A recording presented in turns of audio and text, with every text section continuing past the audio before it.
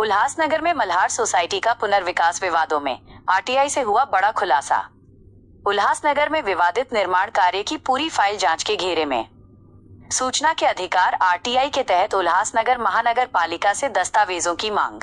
Ulhasnagar camp 3 स्थित एक बड़े भूखंड पर चल रहे संदिग्ध निर्माण कार्य और पुनर्विकास रीडेवलपमेंट मंजूरी प्रक्रिया के कारण उल्हासनगर महानगर पालिका यूएमसी का नगर रचना विभाग गंभीर विवादों में घिरता नजर आ रहा है। इस परियोजना की वैधता पर सवाल उठाते हुए क्षेत्र के जागरूक नागरिक और समाज सेवक अमित के पमनानी ने सूचना के अधिकार अधिनियम आरटीआई 2005 के तहत सीधे महानगर पालिका से इस परियोजना की पूरी फाइल मांग ली है, जिससे प्रशासनिक गलियारों में हड़कंप मच गया है।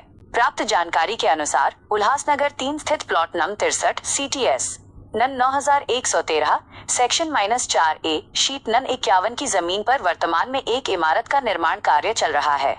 इस निर्माण कार्य को नगर रचना विभाग द्वारा बिल्डिंग प्लान नंबर BP 46/2024 के तहत मंजूरी दी गई है। हालांकि आवेदक ने इस मंजूरी प्रक्रिया और कानूनी ढांचे में बड़े पैमाने पर विसंगतियों और अनियमितताओं की आशंका व्यक्त की है। समाज सेवक अमित पमनानी ने महानगर पालिका के जन सूचना अधिकारी नगर रचना विभाग से संबंधित परियोजना का पूरा ब्यौरा मांगा है।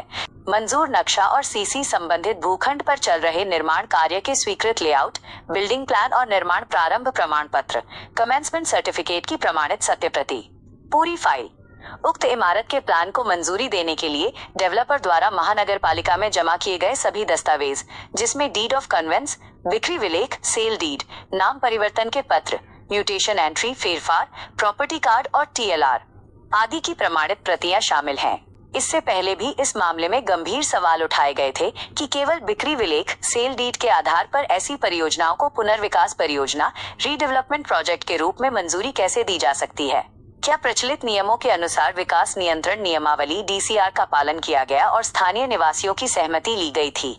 आवेदक ने कड़ा रुख अपनाते हुए ये भी पूछा है कि यदि ये मंजूरी नियम विरुद्ध तरीके से दी गई है तो संबंधित दोषी अधिकारियों के खिलाफ क्या कार्रवाई प्रस्तावित है। अमित पमनानी ने मीडिया से बात करते हुए आरोप लगाया कि उल्हासनगर महानगर पालिका के संबंधित अधिकारी समय पर जानकारी उपलब्ध नहीं कराते हैं। उन्होंने आशंका जताई कि डेवलपर और महानगर पालिका के कुछ अधिकारियों के बीच गहरी मिलीभगत है। कुछ बिल्डर और यूएमसी के कर्मचारी पुनर्विकास के नाम पर जनता को गुमराह कर रहे हैं। जिस प्लॉट को पहले ही बेचा जा चुका है उस पर नियमों को ताक पर रखकर यूएमसी के आशीर्वाद से पुनर्विकास का प्लान पास कराया गया है। हमारी मांग है कि इस अवैध प्लान को तुरंत खारिज किया जाए। मिली जानकारी के अनुसार मल्हार सोसाइटी और उसके 15 फ्लैट्स पहले ही प्लॉट के साथ बेचे जा चुके हैं, जिसका सीधा मतलब है कि अब मल्हार सोसाइटी का कानूनी अस्तित्व खत्म हो चुका है। इसके बावजूद कुछ खरीदार और निवेशक अपने व्यक्तिगत मुनाफे के लिए पुनर्विकास योजना का गलत इस्तेमाल कर रहे हैं। आरोप है कि केवल पुनर्विकास का नाम दिखाकर डेवलपमेंट चार्ज, FSI टैक्स और स्टाम्प ड्यूटी की भारी चोरी की जा रही है।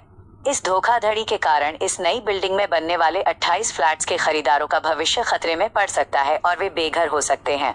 सेल डीड होने के बाद भी पुनर्विकास योजना को मंजूरी देना एक बहुत बड़े घोटाले की ओर इशारा करता है।